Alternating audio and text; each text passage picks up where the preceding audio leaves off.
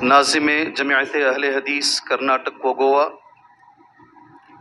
Stage کی زینت بنے ہوئے معزز علماء کرام، ذمہ داران جماعت جمعیت، ذمہ داران مرکز حافظ ابن حجر عسقلانی رحمہ اللہ، اور آج بڑے تعجب سے، بڑی خوشی سے میں یہ اظہار کر رہا ہوں، بڑے دور دور سے آئے ہوئے ماشاءاللہ، حیدرآباد سے لے کر یا منگلور سے لے کر 600 کلومیٹر 500 کلومیٹر اتنی مسافتیں طے کر کر اس پروگرام میں شریک ہونے کے لیے جو احباب آئے ہیں، وہ سارے سامعین حضرات جی، اور اسی طرح ملت اسلامیہ کی ماں اور بہنوں، یقیناً یہ خوشی کی بات ہے کہ اس پروگرام کے لیے جو احباب جہاں جہاں سے آئے ہیں، یہ اس بات کی دلیل ہے کہ ہمیں قرآن اور حدیث سے اور قرآن و حدیث کے تعلق سے ہونے والے جو پروگرام ہیں ان سے کتنی دلچسپی ہے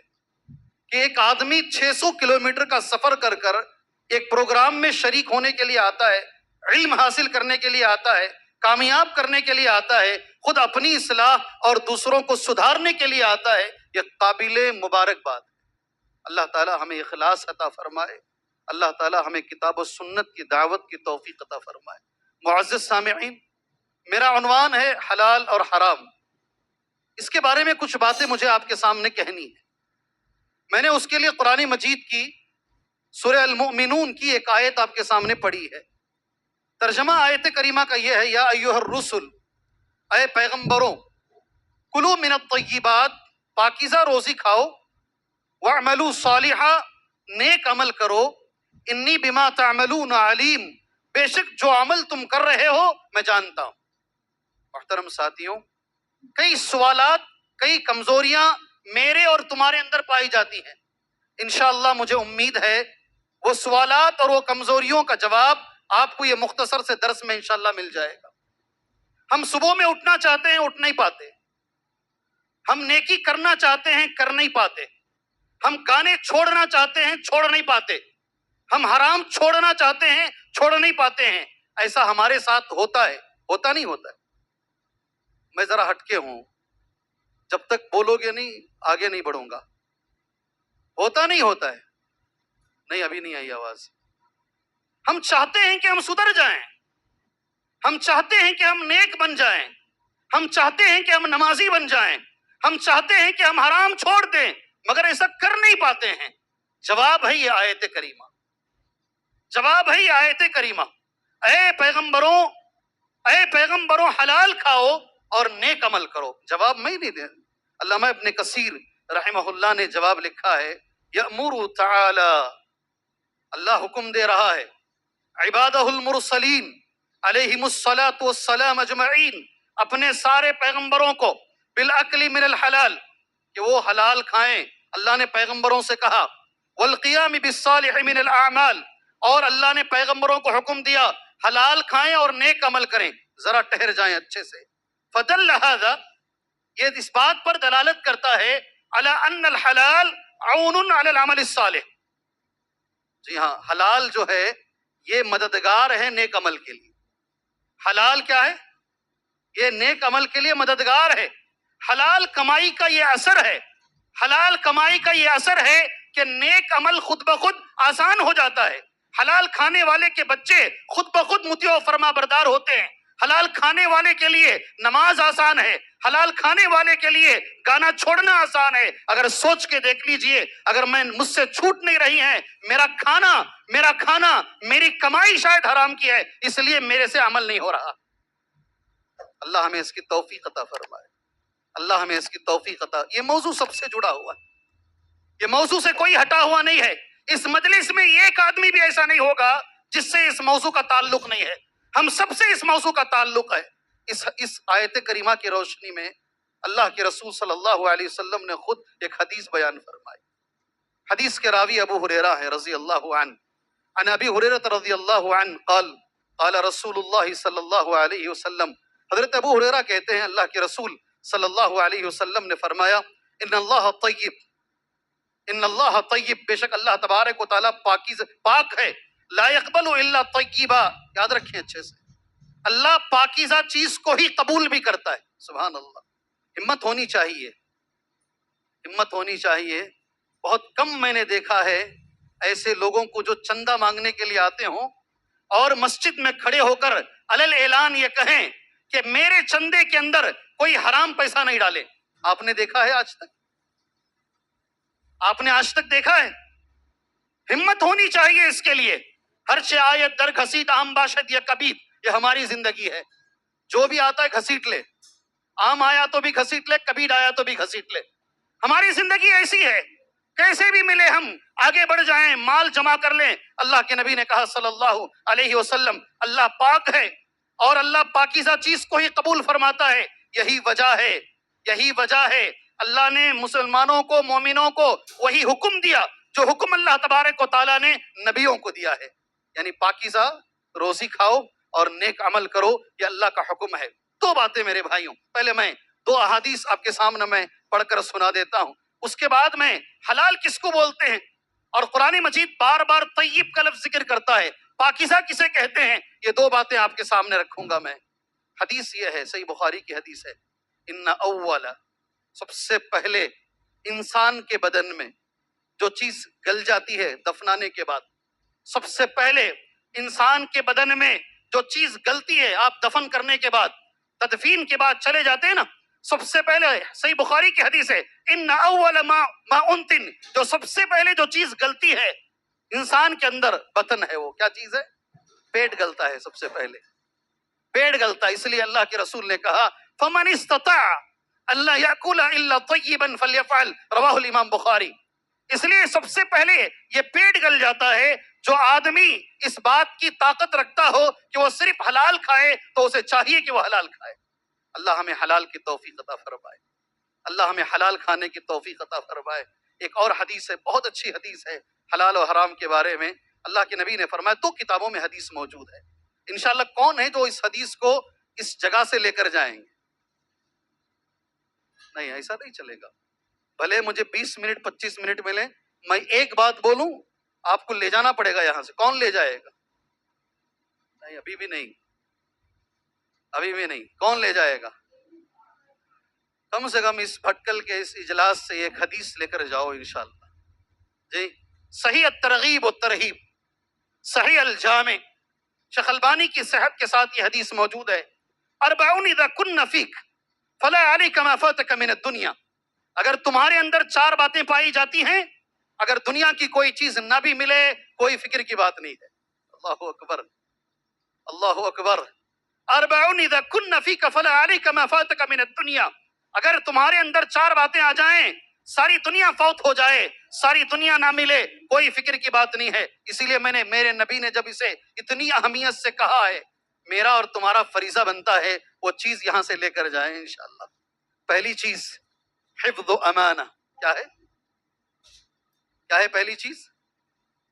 حفظ و امانہ. بولو نا، امانت کی حفاظت، امانت کی حفاظت. اللہ تبارک و تعالی ہمیں اس کی توفیق عطا فرمائے. امانت بہت ساری چیزیں ہیں، اس میں سے بچے بھی امانت ہیں. اللہ یہ امانت کی ہمیں حفاظت کی توفیق عطا فرمائے. بہت ساری چیزیں ہیں اللہ تعالیٰ. دوسری چیز وہ صدق و حدیث، ہمیشہ سچی بات. پہلی چیز کیا ہے؟ امانت کی حفاظت. اور دوسری چیز کیا ہے؟ ہمیشہ سچ بولیں. تیسری چیز وہ حسن و خلیقہ. بولو.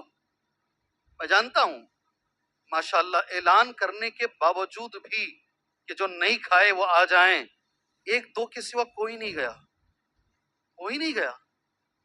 پورے کھائے ہیں؟ اچھا ماشاءاللہ، سب کھا کے بیٹھے ہیں، بارک اللہ فیکم.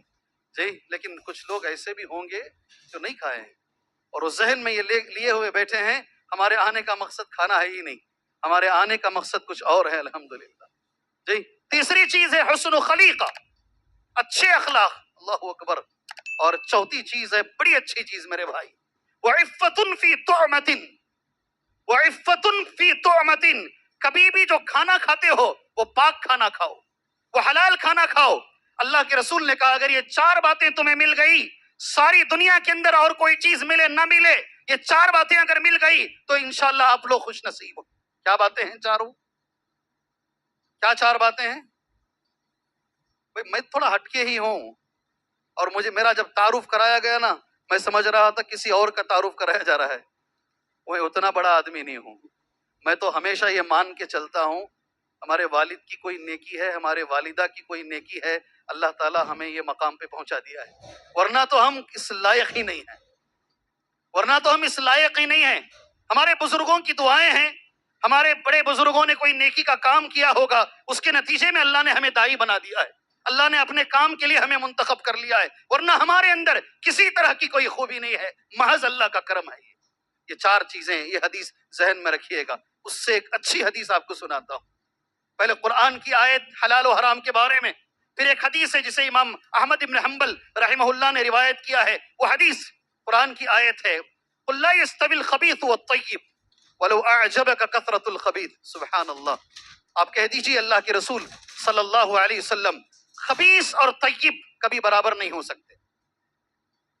خبیث ناپاک، طیب پاک. ناپاک اور پاک کبھی برابر نہیں ہو سکتے، گرچہ کہ ناپاک کی کثرت تمہیں تعجب میں ڈال دے. یہ قرآن کی آیت ہے. ابھی ابن کثیر نے جو جملہ کہا، میں وہ جملہ تمہارے سامنے پڑھتا ہوں. بڑا پیارا سا جملہ ہے، اور ایک حدیث ہے اللہ کے رسول صلی اللہ علیہ وسلم کی، ان القلیل الحلال النافع خیر من الكثير الحرام الضار كما جاء في الحديث ما قل وكفى خیر مما كثر والها. رواہ الامام احمد فی مسنده والحدیث صحیح. بہت اچھی حدیث، بہت اچھی حدیث ہے. اور اس سے پہلے تفسیر تو اور ماشاءاللہ. ان القلیل الحلال، تھوڑا سا حلال. کیا ترجمہ ہے؟ تھوڑا سا حلال. اذان ہو جائے گی، میرا وقت بھی ختم ہو جائے گا. 10 منٹ میں اذان کا وقت ہو جائے گا، وہی میرا وقت ہے، میں اسی میں ختم کروں گا انشاءاللہ. ذرا سن لیجئے. القلیل تھوڑا سا حلال ہے، نفع دینے والا ہے. وہ بہتر ہے اس حرام سے جو نقصان دینے والا ہو. جیسے کہ نبی نے کہا، جیسے کہ اللہ کے رسول صلی اللہ علیہ وسلم نے فرمایا، ما قل وکفا، تھوڑا سا ہو وہ کافی ہو جائے، اس زیادہ سے بہتر ہے جو انسان کو اللہ کی عبادت سے غافل فرما دے. محترم دوستو، یہ حلال کے بارے میں کچھ فضیلتیں قرآن اور حدیث کی روشنی میں نے آپ کے سامنے رکھی ہیں، مگر ایک تلخ حقیقت ہے، کڑوی حقیقت ہے. میرے آخری کے کچھ منٹوں میں آپ کے سامنے میں بتا دیتا ہوں. جس دور سے میں آپ گزر رہے ہیں نا، تھوڑی فصیح اردو استعمال کروں گا، سمجھ لیجئے گا انشاءاللہ. یہ مادیت کا دور ہے. کون سا دور؟ کون سا دور ہے؟ روحانیت پر مادیت کا غلبہ ہے، ضروریات پر خواہشات کا غلبہ ہے. جی ہاں، اللہ کی محبت پر دنیا کی محبت کا غلبہ ہے. آپ کی سمجھ میں آئے نہیں آئے مجھے نہیں معلوم، آپ کو سمجھ میں آ رہا ہے نہیں آ رہا ہے مجھے نہیں معلوم. یہ وہ دور ہے جس سے ہم گزر رہے ہیں، یہ مادیت کا دور ہے. کیا معنی ہے مادیت کا؟ مادیت کا معنی میں بتا دیتا ہوں، وقت نہیں ہے ہمارے پاس. مادیت کا معنی ہے ہر کام میں دنیا کو دیکھنا، ہر چیز میں دنیا کو تلاش کرنا. نیکی بھی کر رہے ہیں تو دنیا کمانے کی اور عزت کمانے کی نیت سے کرنا. جیسے سبحان اللہ، تعلیم کیا چیز ہے؟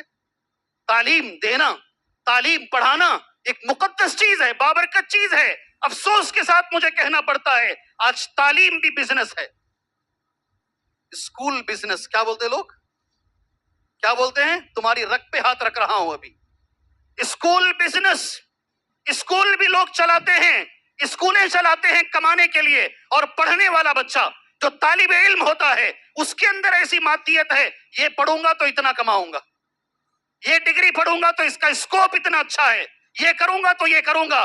دل کے اندر مادیت بھری پڑی ہے. کوئی بھی کام آدمی کر رہا ہے دنیا کمانے کے لیے کر رہا ہے. دوسرا میں نے جملہ استعمال کیا، ضروریات پر خواہشات کا غلبہ ہے.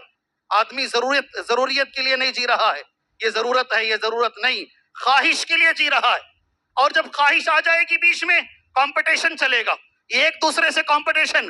اللہ کی محبت کے مقابلے میں دنیا کی محبت. ایک دن اللہ کے سامنے کھڑنا ہے، جو مال کمایا ہے اس کا حساب دینا ہے. یہ احساس ذہن سے چلا گیا. یہی وجہ ہے حلال و حرام کی تمیز ختم ہو گئی ہے. نمازی بہت اچھے ہیں ہم، روزے دار بہت اچھے ہیں ہم، دنیا کے ہر معاملے میں ہم اچھے ہیں، مگر جب کاروبار کا مسئلہ آتا ہے، لین دین کا مسئلہ آتا ہے، کمائی کا مسئلہ آتا ہے، مسلمان دنیا میں سب سے کمزور ہے. اللہ تعالی ہمیں ہدایت عطا فرمائے. اور یہی اہم چیز ہے. اور اللہ کے رسول صلی اللہ علیہ وسلم نے بہت پہلے یہ کہہ دیا تھا، آپ نے بہت پہلے یہ پیشن گوئی کر دی تھی آپ نے. لَيَأْتِيَنَّ زمان، ایک ایسا زمانہ آئے گا قیامت کی علامتوں میں سے ایک علامت ہے لیاتین زمانہ، ایسا زمانہ آئے گا آدمی کیسے بھی پیسہ کمائے گا اسے پرواہ نہیں ہوگی حلال کما رہا ہے یا حرام کما رہا۔ میرا آپ سے سوال ہے، کیا یہ زمانہ وہ ہے؟ کیا یہ زمانہ وہ ہے؟ ارے کچھ تو بولو۔ کیا آدمی کی فکر یہ ہے حرام حلال کیسے بھی آئے، میں کیسے بھی اپنا جیب بھرتا چلوں، کیسے بھی میں کماتا چلوں؟ کیا یہ آدمی کی فکر ہے؟ حرام کمانے والے لوگ اچھے سے یاد رکھیں، قرآن میں اللہ عز و جل نے کہا یا ایھا الذین آمنوا، اے ایمان والو، لا تأکلوا اموالکم بینکم بالباطل، اے ایمان والو باطل طریقے سے مال مت کھاؤ، باطل طریقے سے مال مت کھاؤ۔ میرا ایک سوال ہے، باطل طریقہ کیا ہے جس سے اللہ نے روکا ہے؟ جی ہاں، میرا سوال جی سود ہے، سبحان اللہ۔ اور آگے وہ کون سے طریقے ہیں اللہ نے منع فرمایا ہے؟ میں نے کچھ طریقے نوٹ کیے ہیں، آپ کے سامنے میں وہ طریقے بتا کر بات انشاءاللہ تعالی آگے لے کر جانا مناسب سمجھتا ہوں۔ باطل طریقوں میں کسی کو لوٹ کر کھا لینا، کیسز علماء نے لکھا ہے، غلط کیس کر کر کورٹ کے اندر جا کر غلط کیس کر کر اس کی زمین ہڑپ لینا، دھوکہ دینا، فریب دینا، جعل سازی، ملاوٹ، وہ سارے کاروبار جسے شریعت نے منع کیا ہے وہ باطل کاروبار ہیں۔ بات ابھی ختم نہیں ہوئی، آپ نے کہا سودی کاروبار۔ میں نے سنا ہے لوگ نماز میں اچھے ہیں، قرآن میں اچھے ہیں، حفظ میں اچھے ہیں، مگر سود کے مسئلے میں ہر جگہ یہ بیماری پائی جاتی ہے۔ اللہ مجھے اور آپ کو اس سے بچائے، اللہ مجھے اور آپ کو اس سے بچائے۔ کیا وعید ہے سود کی؟ کیا وعید ہے؟ میں نے حدیث نوٹ کی ہے، ابن ماجہ کی حدیث ہے، الربا 70 حوبا، سود کے 70 درجے ہیں، سب سے چھوٹا درجہ یہ ہے کہ آدمی اپنی والدہ کے ساتھ زنا کرے۔ جی جب بھی حدیث پڑھی جاتی ہے آپ روتے ہیں، جب بھی حدیث بولی جاتی ہے آپ روتے ہیں۔ یہی سود کی یہی نحوست ہے، ساری امت اس وقت یہ سود کی وجہ سے اللہ کی ذلت کا مستحق بنی ہوئی ہے۔ اللہ کے رسول نے کہا صلی اللہ علیہ وسلم اذا تبایعتم العینہ، جب تم سودی کاروبار کرو گے، یاد رکھو اے مسلمان بھائیوں، جب تم سودی کاروبار کرو گے تو حالت کیا ہوگی؟ اللہ خود تمہارے اوپر ذلت مسلط کرے گا، تم دعائیں مانگو گے تمہاری دعائیں نہیں قبول ہوں گی۔ اللہ تعالی ہمیں اس سے بچائے۔ دوسرا، باطل کے اندر علماء نے کچھ لکھا ہے، میں سارا چھوڑ کر ایک چیز میں آپ کے سامنے بتا کر ایک حدیث کے ساتھ، ہو سکتا ہے میرا وقت ہو جائے، میں بات ختم کر دیتا ہوں۔ حدیث یہ ہے، باطل طریقوں میں ایک طریقہ یہ ہے المال العام۔ کیا جملہ ہے؟ بڑے ضبط سے بیٹھ رہے ہیں بھائی آپ لوگ، یہ آدمی چھوڑتا بھی نہیں، سونے دیتا بھی نہیں۔ جی کیا معنی ہے باطل طریقے میں؟ ایک چیز علماء نے ذکر کیا ہے المال، یہ عربی کا علماء کا جملہ، المال العام، وہ مال جو سب کا ہے، سب کا مال ہے۔ کون سا مال سب کا ہے؟ کون سا مال سب کا ہے؟ حدیث پہلے پڑھ دیتا ہوں، اس کے بعد میں اس کی شرح تمہارے سامنے کر دیتا ہوں، ذرا رونگٹے کھڑے ہو جائیں گے اس حدیث پر انشاءاللہ۔ حدیث کے راوی ہیں عن امیر المؤمنین عمر بن الخطاب رضی اللہ عنہ قال، حضرت عمر بن خطاب راوی حدیث ہیں، کہتے ہیں مما کان یوم خیبر کی جنگ کا دن تھا، کہتے ہیں اقبل نفر من اصحاب النبی۔ یہ ایک حدیث غور سے سن لیجئے گا، انشاءاللہ زندگی میں کام آئے گی آپ کی۔ ایک حدیث غور سے سن لیجئے، اقبل نفر من اصحاب النبی، صحابہ کرام کی ایک جماعت، جنگ ہو چکی ہے، لاشیں جگہ جگہ پڑی ہوئی ہیں، صحابہ کرام کی لاشیں پڑی ہوئی ہیں، جو صحابہ جنگ کے بعد معائنہ کرتے ہوئے جا رہے ہیں، اقبل نفر من اصحاب النبی فقالوا، تمام صحابہ نے کہا فلان شہید، یہ انتقال ہو گئے ہیں، یہ شہید ہے، وہ فلان شہید، فلاں انتقال ہو گئے ہیں، جنگ میں مارے گئے ہیں، یہ شہید ہیں، وہ فلان حتی مروا علی رجل، ایسے گزرتے ایک آدمی پر صحابہ گزرے، صحابہ نے، وہ بھی مرے ہوئے تھے، صحابی ہیں، شہید ہو کر ہیں، مرے پڑے ہیں، تمام جو صحابہ گزر رہے تھے نا، انہوں نے ان کی طرف اشارہ کر کہا یہ بھی شہید ہے، فلان شہید۔ حدیث سمجھ میں آ رہی ہے؟ حدیث سمجھ میں آ رہی ہے؟ اللہ کے رسول فقال النبی صلی اللہ علیہ وسلم، نبی کریم صلی اللہ علیہ وسلم نے کہا نہیں، اس کو شہید مت کہو۔ آپ نے آخر میں جسے شہید کہا ہے نا، اسے شہید نہ کہو۔ کیوں؟ حدیث کے الفاظ سن لو، کلا، ہرگز نہیں، ان کو آپ شہید نہیں کہہ سکتے۔ انی رأیتہ فی النار، میں نے ان کو جہنم میں دیکھا ہے، لاش میدان میں پڑی ہوئی ہے، لاش میدان میں پڑی ہوئی ہے، اور شہید ہو کر ہیں، صحابی ہیں، گردن کٹا کر کے ہیں، اس کے باوجود بھی اللہ کے رسول کہتے ہیں صلی اللہ علیہ وسلم یہ شہید نہیں ہے، میں نے ان کو جہنم میں دیکھا ہے۔ سبحان اللہ، سبحان اللہ، کیا کیا ایسا گناہ ہو گیا ان سے؟ کیا انہوں نے ایسا گناہ کر دیا ہے؟ گردن کٹانے کے باوجود بھی، گردن کٹانے کے باوجود، صحابی ہونے کے باوجود بھی، سبحان اللہ، اللہ کے رسول کہتے ہیں یہ شہید نہیں ہے۔ کیوں بھائی؟ کیا انہوں نے ایسا گناہ کیا ہے؟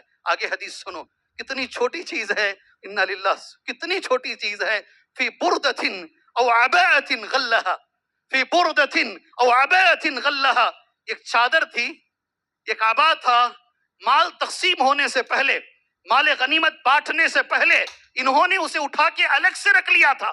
غلطی اتنی تھی، جو عوام کا مال تھا، سارے مسلمانوں کا مال تھا، المال العام اس کو کہتے ہیں، غلطی اتنی ہو گئی کہ انہوں نے وقت سے پہلے وہ مال اٹھا کے رکھ لیا۔ نبی نے کہا یہ حرام مال اٹھانے کی وجہ سے شہید ہونے کے باوجود میں نے انہیں جہنم میں دیکھا ہے۔ اپنے اپنے گریبان میں جھانک کر دیکھو، اپنے اپنے گریبان میں جھانک کر دیکھو، چندے کر کے تم مدرسوں کی زمینیں خریدتے ہو، چندے کر کے ایک ایک پیسہ تم لوگوں سے مانگ مانگ کر مدرسوں کی زمینیں خریدتے ہو۔ آج تمہارے کیسز کورٹوں میں چل رہے ہیں، یہ میری زمین ہے، یہ تیری زمین ہے۔ اللہ سے ڈرو، اللہ سے ڈرو۔ دیکھو ایک چادر اٹھانے کی وجہ سے شہید ہونے کے باوجود بھی وہ جہنم کو چلے گئے ہیں۔ تم لوگوں کے مال پر اپنا حق جتاتے ہو، مدرسوں پر اپنا حق، مسجدوں پر اپنا حق، ایسے کتنی چیزوں پر حق جتاتے ہو۔ اللہ تمہیں چھوڑ دے گا، اللہ تمہیں چھوڑ دے گا۔ حلال و حرام کی اگر یہ تمیز نہیں رہی تمہارے اندر، اللہ تمہیں چھوڑ دے گا۔ یہی وجہ تھی میرے بھائی، یہی وجہ تھی۔ 10 بار آپ نے، شاید میرا وقت ہو چکا ہے، 10 بار آپ نہیں بولنا، انہوں بولنا، پیچھے والے جی، اور ہے وہ بولیں گے ہی آپ لوگ جی۔ اللہ سے میں دعا کر کے بات ختم کر لیتا ہوں، ہو گیا وہ اور کچھ منٹ ہے۔ ایک چیز، یہی وجہ ہے ابو بکر صدیق رضی اللہ عنہ، آپ نے کئی بار سنا ہے یہ چیز، ابو بکر صدیق رضی اللہ عنہ، سبحان اللہ، یہ حدیث بھی صحیح بخاری کی ہے، کہتے ہیں کہ بغیر علم کے، یہ غلام ابو بکر صدیق کا تھا، بغیر علم کے دودھ لے کر آیا، آپ نے سنا ہے نہیں حدیث، دودھ لے کر آیا اور انہوں نے پی لیا۔ اس کے بعد غلام کا جملہ سنو، کنتو تکہنتو لانسان فی الجاہلیہ، زمانے جاہلیت میں کہانت کیا کرتا تھا، لوگوں کی قسمتیں بتایا کرتا تھا، یہ وہی دودھ ہے۔ ابو بکر صدیق نے کہا پہلے نہیں بتایا تو نے، اور میں نے پی لیا۔ میں نے بخاری کا جملہ نوٹ کیا ہے، فَأَدْخَلَ أَبُو بَكْرَ يَدَهُ فَقَاءَ كُلَّ شَيْءٍ مَا فِي بَطْنِهِ، فَأَدْخَلَ أَبُو بَكْرَ يَدَهُ فَقَاءَ كُلَّ شَيْءٍ مَا فِي بَطْنِهِ، اپنی انگلیاں پیٹ میں ڈالے اور جتنا دودھ پیے تھے واپس نکالے۔ کیوں نکالے بھائی؟ کیوں نکالے؟ انگلیوں میں سن لیجئے گا انشاءاللہ، 3-4 منٹ ہمارے رہ گئے ہیں۔ حرام کھانے سے کیا ہوگا شیخ؟ کیا نقصان ہوگا حرام کھانے سے؟ پہلے نمبر پر دعائیں قبول نہیں ہوگی۔ کیا نہیں قبول ہوں گی؟ دعائیں قبول نہیں ہوگی۔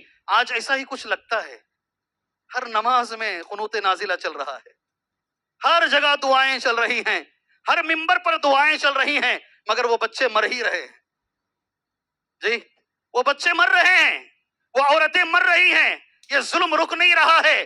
ایسا لگتا ہے ہماری دعاؤں میں اثر ختم ہو چکا ہے۔ لگتا ہے بھائی، لگتا ہے، مجھے تو ایسے ہی لگتا ہے۔